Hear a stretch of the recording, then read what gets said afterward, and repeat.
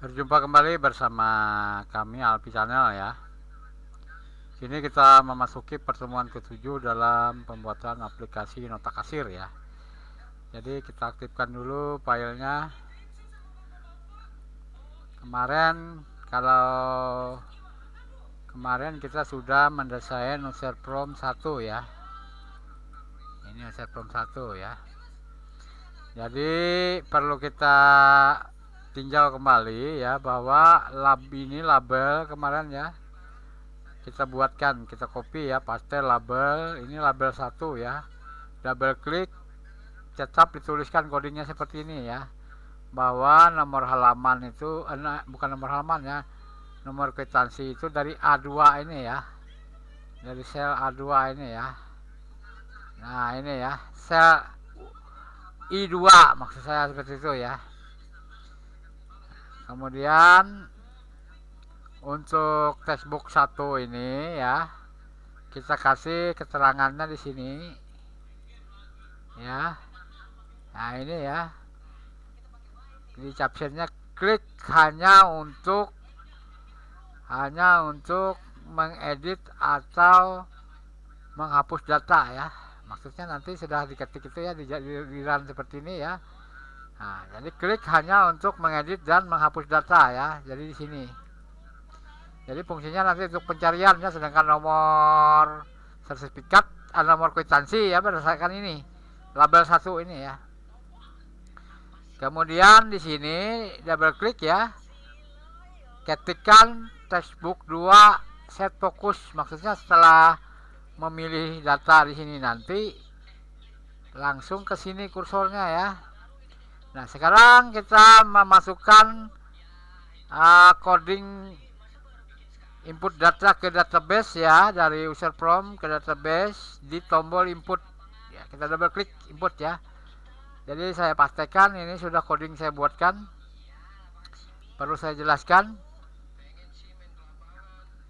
Jadi ini jika textbook 1 sama dengan kosong, atau combo box 2 sama dengan kosong, atau combo box 3 sama box 2 sama dengan textbook 2 sama dengan kosong, atau textbook 3 sama dengan kosong, atau textbook 4 sama dengan kosong, maka muncul pesan masih ada data yang tidak terisi.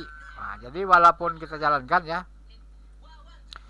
walaupun hanya salah satu yang tak terisi ya, saat kita klik input dia akan muncul pesan masih ada data yang tidak terisi, lengkapi dulu katanya ya. Jadi walaupun sudah kita isi, tapi kalau masih ada satu di antara ini ya yang tak terisi, maka dia tidak bisa terinput. Dan ini kemarin ya, ini adalah textbook 2 ya. Ini saya lupa ya, textbook 2 ya.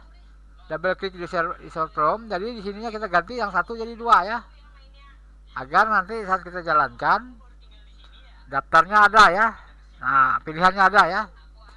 Kita lanjut menjelaskan coding input ya.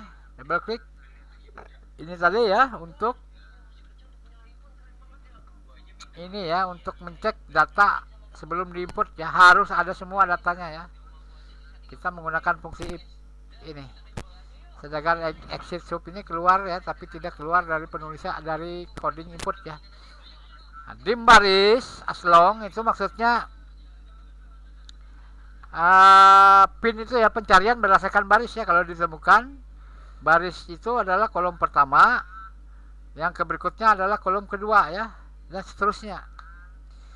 Jadi baris itu disebut 0 ya, posisinya netral. Kemudian kolom ke-1, kolom kedua, kolom ketiga, kolom 4, kolom 5, kolom ke-6 gitu ya maksudnya ya. Dim WS as worksite. Nanti kalau kita mengetik WS itu sama mengetik worksite artinya ya. Untuk penulisan coding berikutnya, set WS masuk ke WS. Jadi masuk ke worksite itu namanya adalah worksite database. Jadi nanti kalau di input datanya ke database ya. Database itu ini ya, sheet ini. Nah ini ya. Kemudian menemukan baris kosong pada database. Jadi apabila dia menemukan barisnya ya, di sini dia pencarian ya, di kolom A ini ya, baris ini ya. Misalkan di sini ada data sudah ya, maka dia akan mengisi ke berikutnya ya, karena pencariannya kata sini ya, ini jika menemukan baris kosong maka baris sama dengan ini ya, row ini baris, kon ini pencarian ya, barisnya diblok ya, ditemukan, maka di baris yang kosong dia akan mengisi di baris keduanya setelah konnya ya. Again up, nah, offset 1 ya, no row. Jadi ini ya, 1 kali again, tombol kontrol again ini maksudnya ya. Nanti offsetnya ini kolom ini barisnya ya, ini 0 ya. Jadi pada prinsipnya itu seperti ini, baku sudah. Yang beda itu hanya di sininya ya. Ya, sama ini. Ya, ini tergantung penulisan ini ya. Nah, ini tergantung penulisan itu ya. Kalau di sini ditulis arrow ya, arrow juga di sini ya.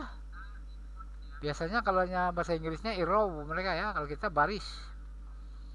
Data dari user form akan disalin ke sheet database. Jadi disalinnya di mana barisnya berada, di kolom ke-1, kolom ke-2, kolom ke-3, kolom ke-4, kolom ke-5, kolom ke-6.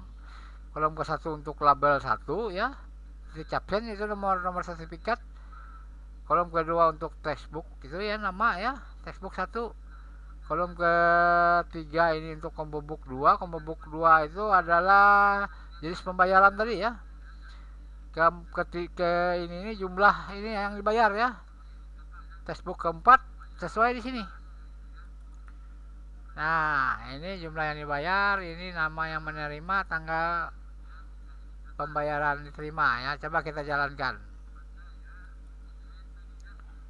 Jadi ini yang pertama ya, kwitansinya, nomor kwitansinya ini ya. Jadi ini yang tidak ada datanya ya. Kalau ada datanya kita klik, nanti coding pencarian sudah kita buat, maka dia menampilkan data di sini. Berhubung belum ada data yang kita buat ya, coding pencariannya belum kita buat, maka kosong daftar di sini. Ini ketikkan Muhammad huruf kapital ya, Muhammad Salihin. Kemudian pembayaran pendaftaran ini ya, pendaftaran kursus operator 50.000 biaya pendaftarannya. Yang menerima Apianti, ininya ya, karyawannya, tanggal 27 Oktober hari ini ya, 2025. Kita input ya, masuk datanya ya. Coba kita lihat, masuk datanya ya. Nah, sekarang kita mencoba menginput yang kedua. Tapi ada datanya salah satu dikosongkan kita ya, Ilham Saputra misalnya. Ilham Saputra. Pembayaran sama ya, 50.000 juga biaya pendaftaran. Enter.